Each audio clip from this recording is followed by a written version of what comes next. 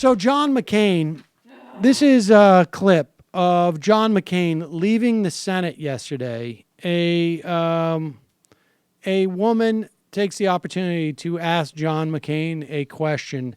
This is after he came back heroically after being treated by government health care, brain surgery, came back to help further the destruction of healthcare for literally millions of Americans across the country, proceeded to make a sanctimonious speech claiming that he was not going to vote for the underlying bill, did vote for the underlying bill. And here is a protester actually being heroic herself. Aren't you ashamed of the legacy that you're going to be leaving the Republican Party with? On how bent on the destruction of the poor and the disabled? Are you going to die and leave us with this legacy, Mr. McCain? You can take action. There you go. And here is something, I just want to read this. This is out on Facebook by the writer Scott Timberg. We had him on back, I think his book was called Culture Crash. Look, part of the reason why I tweeted out so quickly when he had his brain, was diagnosed with brain cancer, was that it's important. His legacy is important. And it's important for it to be accurate. Because too much of what he was able to do and the destruction that he was able to wreak. Because again, I think elevating Sarah Palin the way he did for the most craven of reasons really, I think, hurt this country and continues to hurt this country. But here is Scott Timberg writing on Facebook. My late father was McCain's first biographer. He broke most of those stories about his POW years, and as close to a friend as a journalist can get to a subject. The senator said my dad knew him better than he knew himself. But my old man could never make sense of the Sarah Palin choice or his '08 campaign. Dad turned down a request by the New Yorker to do a piece because he couldn't fathom it all. We argued about McCain over the years. How could a man who wouldn't let a Viet Cong jailer break him, he'd respond, get broken by the Republican Party? I shook McCain's hand at my dad's memorial service, where he spoke quite movingly and left the stage in tears. What he didn't know is that my father, a fellow USNA graduate, that's the Naval Academy, a fellow wounded Vietnam veteran, in many ways McCain's Boswell, voted for Obama in the '08 election. All of this makes me doubly proud as I despair for the country today to be my father's son. There have been two really malignant forces in American politics over the past 20-some-odd years. And one has been the virulence of the right in this country. And the other has been those who were supposed moderates who provided cover, essentially. I mean, I don't know how else to put it.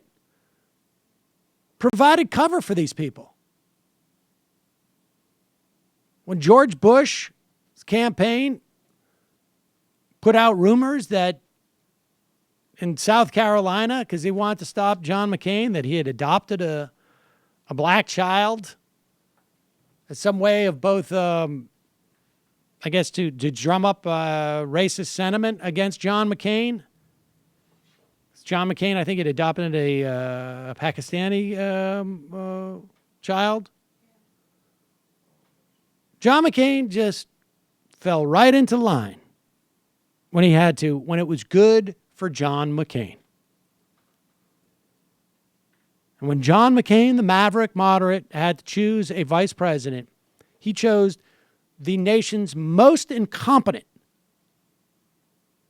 most unprepared, most base in every and in most important ways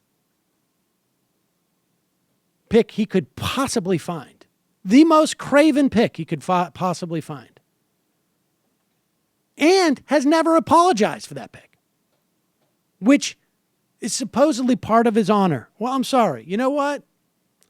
Country's more important than your personal honor and your personal aggrandizement. Also, maybe we add that his pick that he really desired, supposedly, according to all accounts, was not as bad as Sarah Palin, because Sarah Palin, but Joe Lieberman is horrific. Well, look, Awful. At least Joe Lieberman would have been consistent with his own Which brand. is, I don't really care, Well, yeah, no, I bomb understand. people in the Middle East. I don't expect John McCain to have politics that I agree with, but the sanctimony, the using his hero status as some type of substitute for actual, giving to America as a senator and as a nominee. I mean, give me a break. Give me a break. If he had picked Joe Lieberman, he would have been doing exactly what was consistent with what he's doing, as opposed to ushering in an era of crapstorm that we won't recover from for a long time, folks. John McCain's real legacy, in my mind, is providing cover for George Bush, the worst impulses of George Bush, and unleashing, mainstreaming, Breitbart, all of it, Sarah Palin. People forget, Sarah Palin was the central figure in the Breitbart, fake news, alternate universe that just ushered in the era of Trump. If it wasn't for Trump, Sarah Palin probably would be still more prominent. Hi, folks. Sam Seder here. We still need your help on our Patreon page. YouTube ads have come back, but not nearly as much as we had before. So if you can help us out, any little bit helps. Head over to our Patreon page right at this URL, and you'll help us keep helping you by making videos